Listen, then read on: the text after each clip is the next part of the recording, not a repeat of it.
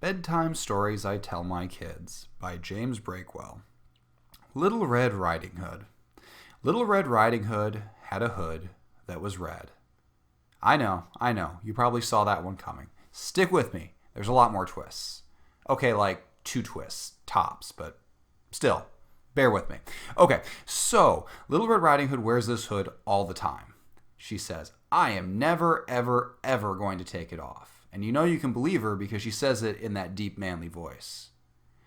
But dear, why don't you just take it off and let us wash it? It'll only take like 30 minutes, her mother said, in an oddly similar, deep, manly voice. It must run in the family.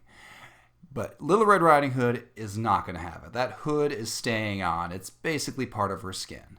So she gets sick of all her parents hassling her over this red hood. So she sets out into the woods by herself, which is like a good idea for kids, apparently. I don't know. I didn't live back then.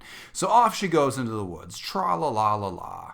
Well, some wolves start following her because she's wearing a bright red hood, and I think wolves can see color, maybe? I don't know. I forget how they relate to dogs and color. This is not a scientific documentary, folks. Okay, so the wolves are following her on the way to Grandma's house. And she gets to Grandma's house and knocks on the door. And she says, hey, Grandma, come out here and give me a hug. And Grandma says, no. Little Red Riding Hood is a little suspicious. She says, Grandma, what big eyes you have. Grandma, in that same manly voice, says, all the better to see your visible stink lines. Little Red Riding Hood says, Grandma, what big hair you have. And Grandma says, girl, I live in the middle of the woods. I don't have hair product out here.